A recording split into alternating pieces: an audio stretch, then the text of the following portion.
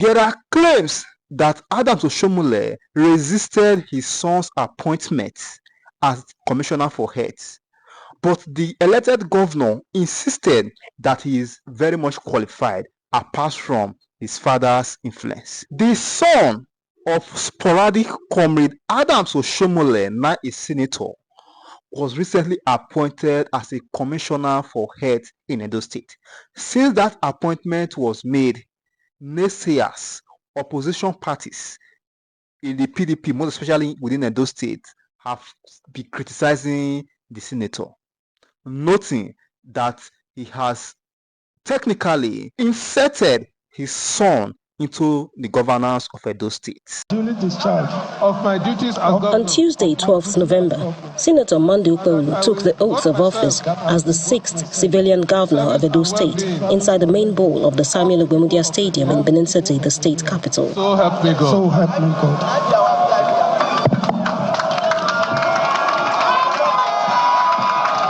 In his inaugural speech, Mr. Okpebolo reiterates his 5-point agenda to develop the state: security, infrastructure, healthcare, food sufficiency, and education. The welfare of our citizens is a top priority for us. Barely a week in office for the new governor, some residents share their thoughts on what they believe should be his immediate priority in handling the affairs of the state. Number one, make food come down, because everybody are suffering, everybody are crying. We want all the food items to come down. Number two, better school. Roads, basically road. Edo State does not have any good road, and just from here to Sapele Road, you spend hours. Some other areas that cannot be mentioned now. Road is a basic thing that we need in Edo State. No particular place is really settled with a good road. There's no good road in Edo State. My concern is you go straight to road maintenance. If we're able to do this, we show kudos to him. A public affairs analyst, Mr. Nuruddin Asunoje, also shares his views on expectations from the new governor. You can't do anything when you have not gotten security right. And road is part of the issue of security. So you see, there is a conurbation. You can't even tell where one stops and where the other begins. You can't fight insecurity, for example, when you have challenge of good roads. Because once the roads are bad, it will mean that economic activity will be badly affected. And so people will tend to look for the easy way to go. He maintains that Senator Okpebolo needs to earn the trust of the people by choosing his cabinet on merit. He needs to embrace courage at the expense of comfort, which people normally will associate with the office.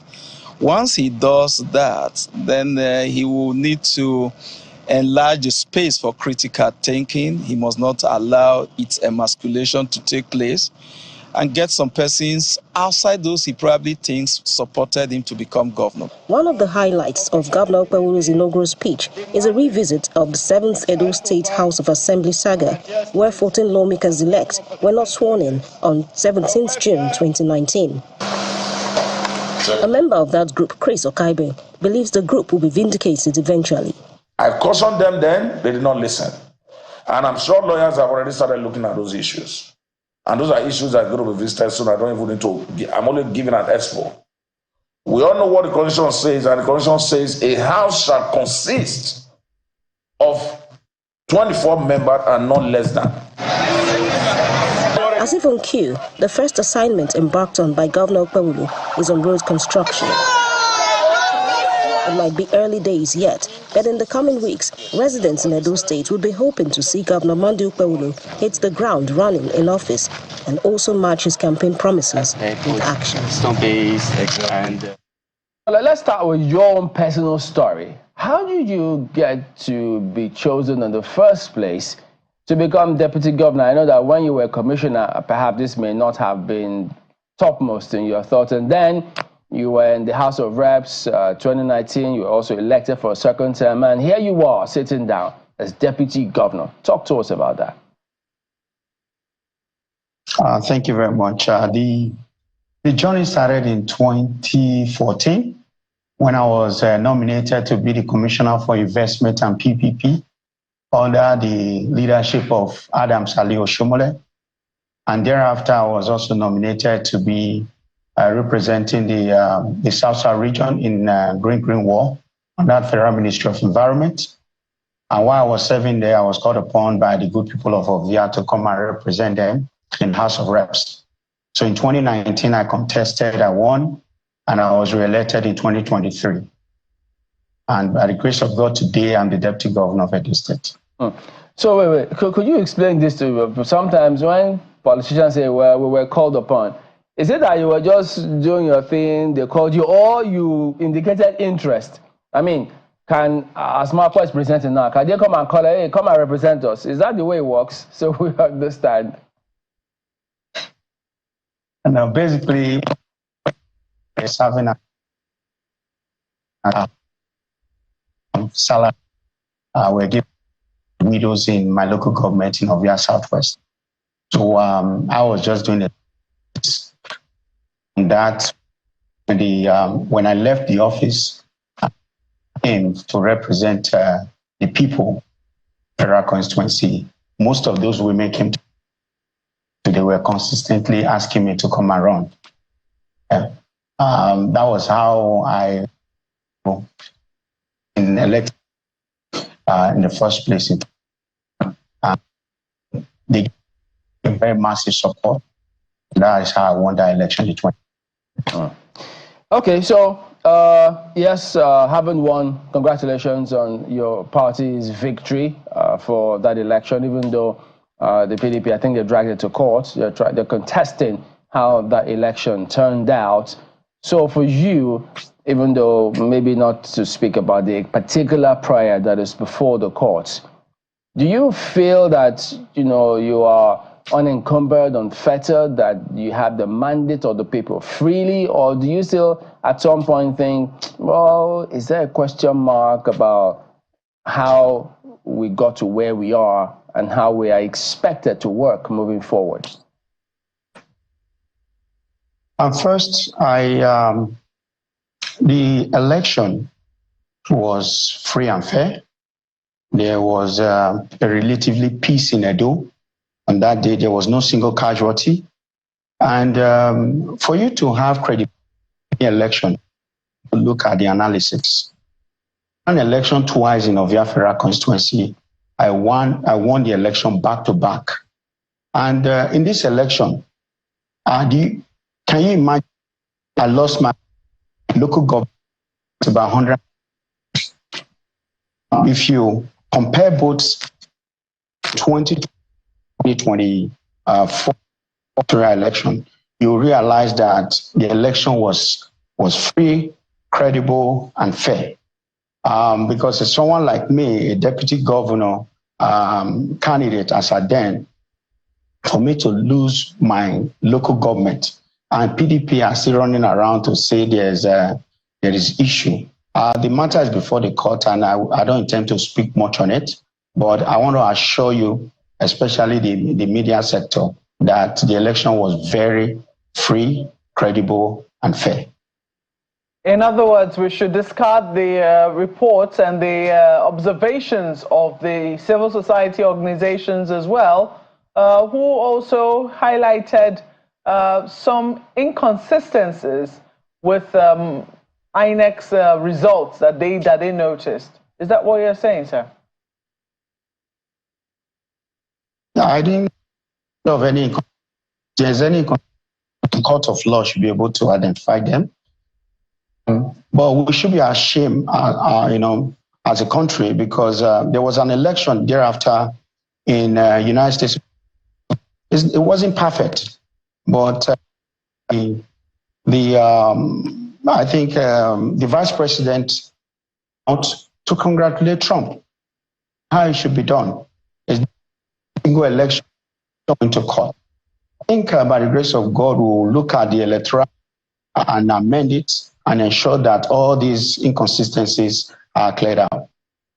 Okay. So I think we go. Concerning that amendment part, I mean, you've been in the House of Reps, and you know that there were some unhappy. I mean, Nigerians were not exactly. It was as if Nigerians, they have members of the House of Reps were against Nigerians in the first instance when the amendments to the elections were going to happen before some of them eventually came through. So for you, you spoke about amendments just moments ago. Which areas would you like to see further improvement on? First, this idea of all the, I won't say loser, those that contested in the elections end up going to court instead of embracing, peace, resolving it outside of court, and so that development can start in earnest. So the money that we to retain lawyers, challenging their mandates in court can be used into developing our various local government, federal House of Representatives, constituency, and Senate, as the list goes on. So for me, if there are areas that needs to be amended, and the 10th Assembly, able led by my boss, Honorable Tajuddin Abbas, I think he'll be able to do justice to some of those irregularities and make sure that everything, as you also are aware, the Nigerian democracy is evolving. So as the time goes on, we'll be close to perfection. But for now, I think we should come together and have a conversation that will benefit the interests of Nigerians. Well, how do you think that the ongoing court case hampers your administration? By that, I mean you and the governor's administration, your efforts in terms of reconciling the people. Because we also know how an election can cause divisions between brothers and sisters. And usually after elections, people always say, oh, there needs to be a reach out to the other side to see how you can reconcile and everyone will work together for the good of the state.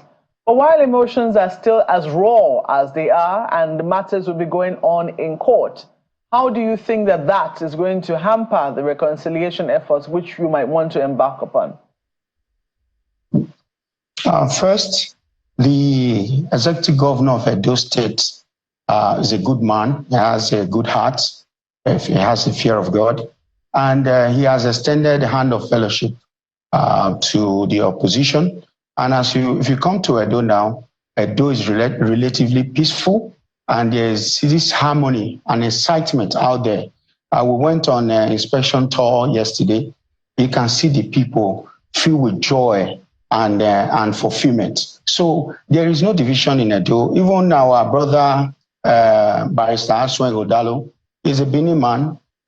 If he wants to work with us, I know the governor is good enough to look for something for him to contribute his area of interest towards development of Edo. So we are not shutting anybody out. We are bringing a unity to Edo across board, regardless of any political party. We want to develop Edo State. About that point you just made now, there are people who have a lot of misgivings about that. They think rather than maybe whichever party wins, then you invite them to come and work with you. Some think, look, because we've seen how it played out before in previous republics, even when former President Obasanjo tried it, we know how those persons who were in those administrations from other political parties, we know how it all ended. So for you, having been in the House, elected as a member, shouldn't we be considering probably some amendments such that this winner takes all stops? Because those people who are fighting and challenging whoever wins is because, as you highlighted, they spend a lot of money. And you can't expect someone who spends all that amount of money and then, quote unquote, as they always say, somebody somewhere outrigs, because they say they all rig, and somebody rigs and then this other person wins, the other person doesn't win. They will not be happy. Shouldn't we approach this from the point of law such that we will not have a winner-takes-all approach to our elections? Yes, I totally agree with you. But if we have to go into that, we have to look at the area of local government. A local government, if you notice now, in most of the elections, the state governments in power, when they conduct local government election, they usually win all the council seats. But in a highly contentious election where there is credibility, it ought not to be so. So yes, the 10th Assembly, by the grace of God, will have a lot of job to do to ensure that the laws are amended, to ensure that when you actually go into an election and you win. But also, if you look at it, you don't expect, for instance, God forbid, if Edo people had voted the other side, do you think they will accommodate us? Do you think they will want to bring us on board? But we are doing that for them because we have the fear of God. So I think the best thing to do here is to start from the local government level. When there is an election, there should be some seats. If opposition actually win, they should allow them to serve the people, because that's the vote, the interest of the people. The ultimate goal about democracy is when the people speak, you have to make sure you accept it, regardless if it makes you happy or not. So what about the concept of proportional representation in a parliamentary system of government? Do you think that can address some of these challenges? Obviously, in a parliamentary system of government, like me, I was a parliamentarian before coming into executive. First, I was an executive member, then went into parliament, executive. As a member, it is good for proportional representation. That will also enhance development in variety. Okay, so let's move on now to on the governance in the state.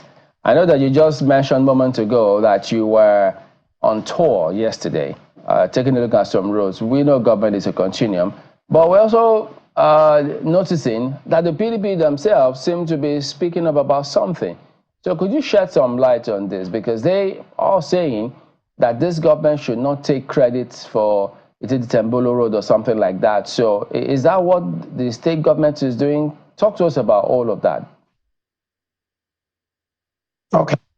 What we did yesterday, we went, not just yesterday, the governor and I, and with some of our party leaders and other professionals, went around to look at the extent of job implementation in our state.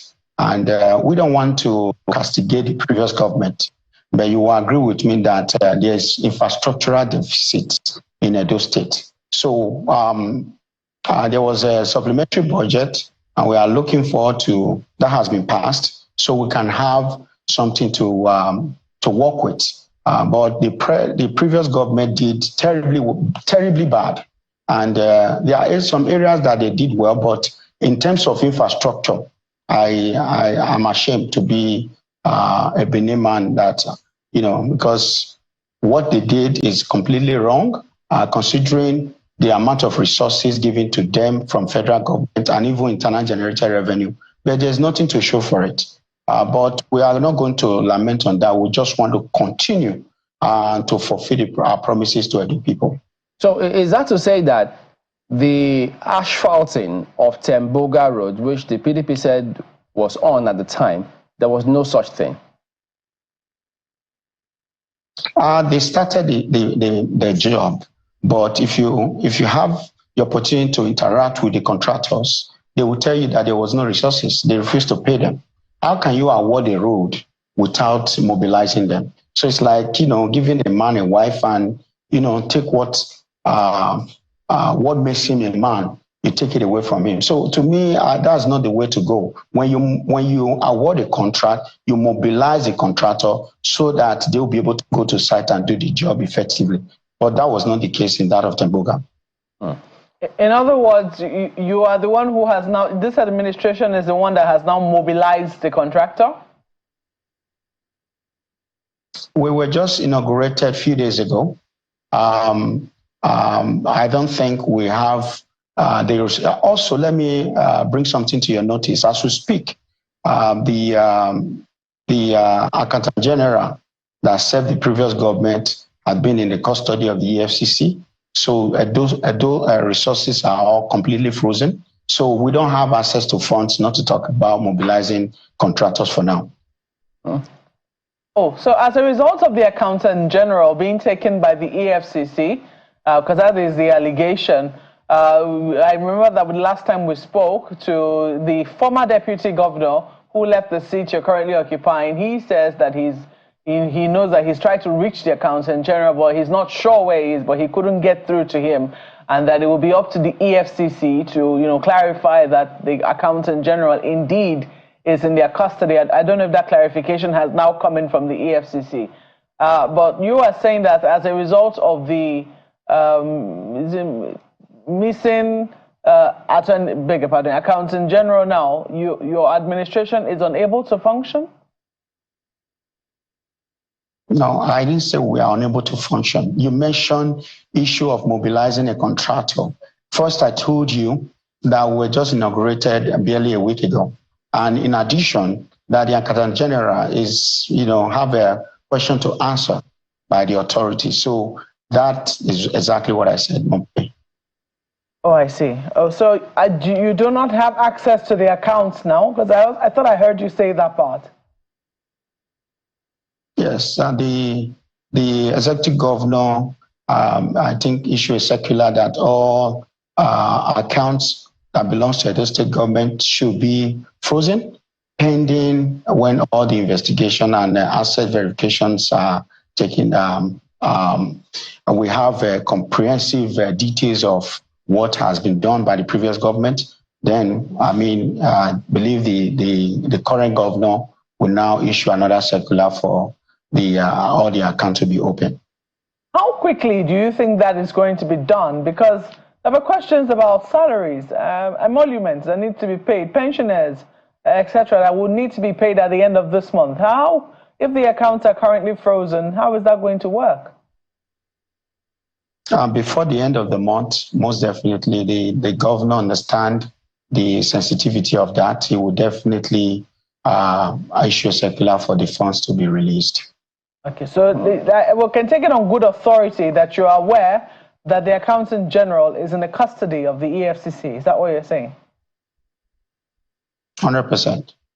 But how is the state functioning now? The resources, what are you doing? Where do you get resources to run the state at the moment?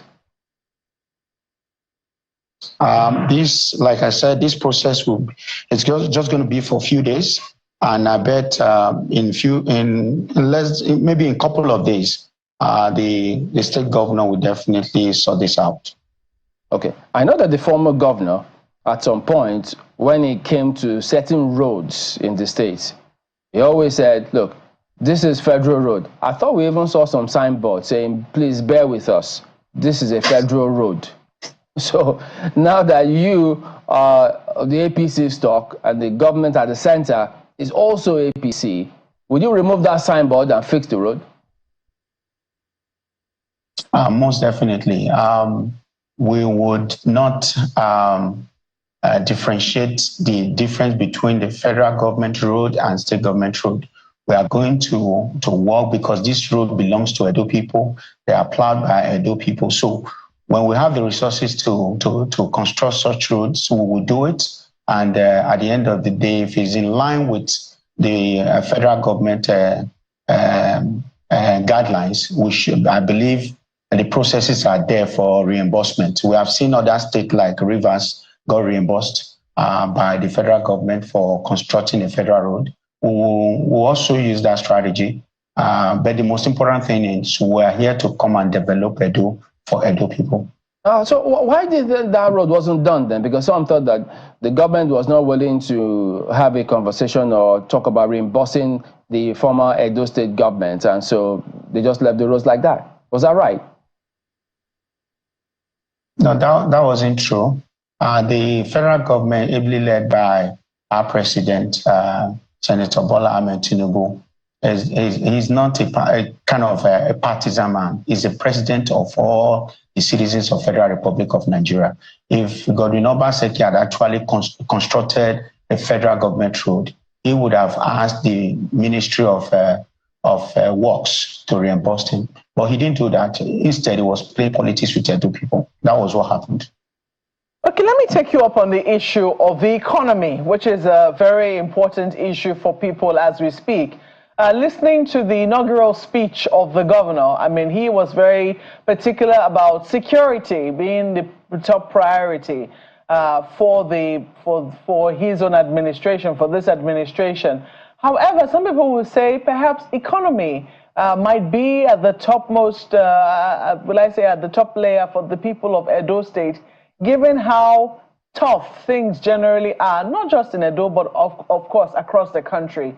Do you have any special plans to make things a little easier for the people of Edo State in this administration? Yes, we do. First, for there to be a robust economy, you have to tackle the issue of insecurity first. The governor is ready to combat insecurity because most of the rural part of Edo State, agrarian area, we relatively farm very well here, but issue of insecurity had kind of disturbed most of those processes. So Mr. Governor said he's going to strengthen the security infrastructure in the state to ensure that farmers can go back to farm, and that will also increase our GDP in Edo. And in addition to that, we are also looking at direct foreign investors that will also come here and invest, because when there is a safe state, most of foreign investors will come in to create job opportunity and also to boost our economy here in Edo State. One of the other things that, Edo State used to be known for, but that is beginning to fade somewhat now. So I don't know if you're going to have plans to sustain that. Is this issue of irregular migration. For many years, yes, almost decades even, young people in Edo State, it would seem that one of the things that was always topmost on their minds is, making their way out of the country, many times through irregular routes. And it became a thing of embarrassment almost for the state that they had to find solutions. Even the Oba of Benin was involved in this. I do not know how big a problem that still is, and if you have plans to sustain the things that have now been put in place, the measures that have now been put in place to combat this issue of irregular migration. Yes, I think I will have a lot of policies that the previous government did very well in that aspect, working with our royal father in the early stage of his administration, which was the first 2 years, and that was in 2016, 2017, and 2018. And thereafter, it went off in engaging in different other activities. But we want to, like you rightly said, we'll work with all the traditional rulers. Like for me, let me cite an example here. I went to Canada at my early stage in life, but I'm back to the country now. And the Nigeria of our dream is possible. So I will do a lot of advocacy to talking to our people. If I'd gone to Canada and back to Nigeria as a deputy governor of Edo State. So if we are here, because there's no way the Canadian government would have given me the opportunity to be a deputy premier of our state in Ontario or in our province in Ontario. But here it is possible. So if it is possible for me, it can also be possible for someone else. Let's stay here in this country and build our state. Initially, Edo people were known for, especially our female, going to Italy and doing all sorts of things that are not right. But now, if you notice that the trend has changed, they are here now, contributing towards the development of our dear state. So we'll have a lot of advocacy to do, and ultimately that ugly trend will be erased from our state records. Do you think that advocacy by itself is enough? I mean, you just mentioned the fact that you went to Canada. I'm sure you were lured there by economic opportunities, and I want to believe that you traveled there as a regular migrant. I mean, you can get a Canadian visa and travel. But in the situation where a lot of our youths, still find going through the desert attractive, through the perilous journeys that has been chronicled well enough through, the desert. I'm just wondering, do you think that advocacy by itself will be enough, or do you think that there needs to be more concrete measures on the ground to give people a sense of hope that it is possible for the aspirations to be met in the state?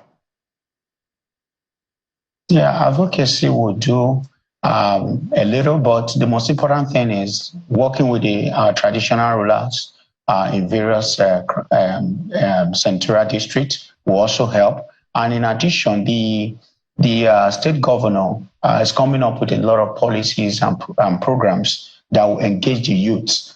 So when the youth are engaged, I think the issue of irregular migration will be reduced drastically. And also, the governor is willing to use all measures to ensure that that area is addressed. I've had several conversations with him. He is so excited, and they can't wait to swing into action to ensure that majority of the Edo youth are engaged. Well, yesterday there were reports that about 135 billion naira match-up grants have not been accessed by different states in the country. Edo State happened to be one of those states. And we understand, I think about 2.6 billion has not been accessed by the state, if not more. So can you tell us, is your government aware of that, and what do you plan to do? Yes, my governor is aware of it. If you notice that he's trying to constitute his cabinet, whereby we'll have the commissioner in various ministries that will be briefing him in most of the processes to assess those funds. So he's a former lawyer, former lawmaker from Senate. So whatever he is doing is in line with the law. So he's waiting patiently for the cabinet to be constituted. Then we can swing into action to assess that funds. Okay, so you're telling us here and now that there will not be any such reports in the future that Edo State government was not able to provide the match-up grants to access UBEC funds, and that will become history. 100%. It happened before during Adams Ali Oshiomole. The previous government did not access UBEC fund, but when Oshiomole came, he did a counterpart funding, and the funds were released. That's how you come about the Red Roof Revolution in Edo. And even more, this current government is willing to access all those funds to develop Edo for Edo people. Could you explain to us, though, because many people don't understand, why were these funds not accessed in the first place? We just came on board now. Let me speak for our government. We are barely a week old, and I think, like I said, when the cabinet are fully constituted, we will do whatever it takes to make sure those funds are assessed towards the development of our dear state. The previous government, like I said, they embarked on so many journey that didn't make sense to Edo people, but I'm not here to speak for them. I'll speak for this current government. Okay, I understand that. Actually, I was just wondering because, you've been elected, you've been a commissioner, so you may have background stories as to why governors don't access those funds, because it's education.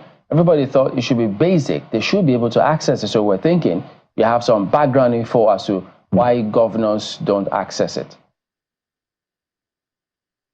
Majorly, any government or governor that wishes the future of our dear state to be a great state, he will do whatever it takes to build the foundation in education, because a state that actually invests most of their budget on education, that's a responsible government that wants the future of the state to be a great state. But unlike the previous government, they were not interested. I think that's exactly what happened. But for us, you will see the massive development that we are going to bring about to Edo. But in area of education, the governor and I went out yesterday. We visited several schools, and it will interest you to know if you can send some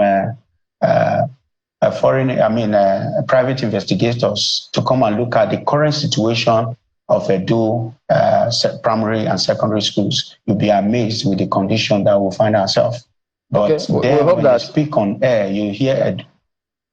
Pardon me, I was going to say that we hope that they open the doors and the books when our team come there to say, okay, can we access this, and this? So we're hoping that that will happen when the team arrives, so we can then show that, yes, indeed, it's a transparent government.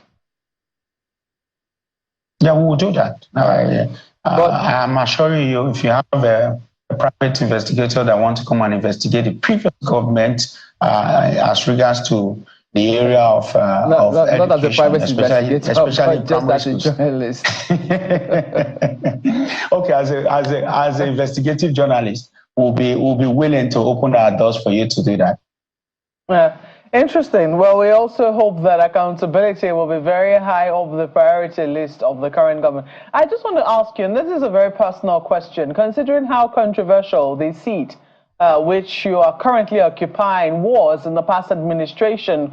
We saw how the former deputy governor was, you know, they had a pretty good relationship with his, he had a pretty good relationship with his principal in the first term, but things got a little sour in the second term. I'm just wondering, you know, he said he made a few statements just before he left office, and he said that, you know, one of the reasons why he went to court is to make sure that the office of the deputy governor is regarded as not just a spare tire office. It must be a seat of consequence, so to speak. So I'm wondering, right now that you're deputy governor of Edo State, have your own roles be spelled out clearly as to what you'll be doing in the state as deputy governor?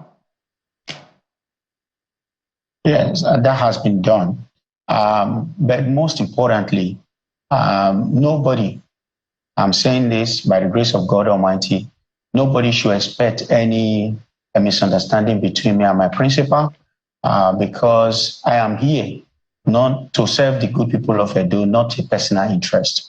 So if there is going to be a personal interest that will supersede the interest of Edo people, I don't think I'm worthy to be in this seat. But our ultimate goal is to put the Edo people first. That's the reason why we are here. Does it make you a little uneasy, the controversy that was in that office before you assumed office? I think I've had several conversations with my predecessor. I understand that leadership is the key. When you have a good governor that sees his deputy as his younger brother, both of them can work together for the interest of the state. So that is what this current governor has shown to me, that I'm not just his deputy, but I'm also his younger brother. We are here for a purpose, just to develop Edo people, develop the state, and also develop the people in terms of human capital development. So for me, the office of the deputy governor is to complement the plans and the vision of the governor, to support him and ensure that most of those things that we tell the people during a campaign will actually fulfill them. So can you tell us what you will be overseeing in Edo State? What ministries, departments, agencies that you will be overseeing as deputy governor? The first one, because like I said, we have not constituted the cabinet yet. During the course of a few days and weeks, the governor and I would talk about that. But okay, the main statutory function of a deputy governor is the boundary commission. So I'll be chairing that. Okay, could you talk to us about a little bit more about this cabinet?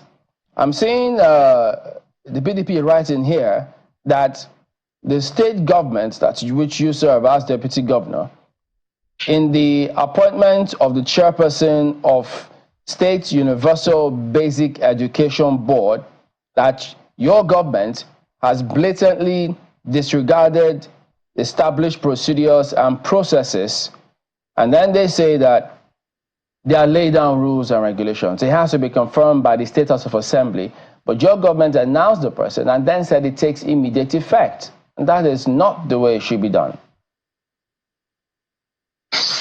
Yeah, I want to also make something very clear. There's nothing we are going to do that the opposition will actually applaud us. So we are not going to listen to them. We are going to listen to the good people of Edo State. Whatever we do that will promote the development and peace and harmony of our dear state, we will do it. And especially when it's in line with the law. We don't have any problem with it. Let them keep, engaging us in media, and we'll be giving them facts as the time goes on. So, are you saying that you followed the process? Because that's what they're pointing at, that you didn't follow the process. We did follow the process, and if they have any contrary view about that, they should come out with the facts. Was it confirmed by the State House of Assembly? Due process. It's not yet. It's before the House of Assembly, and that will be done pretty soon. So why did the government say it was taking immediate effect?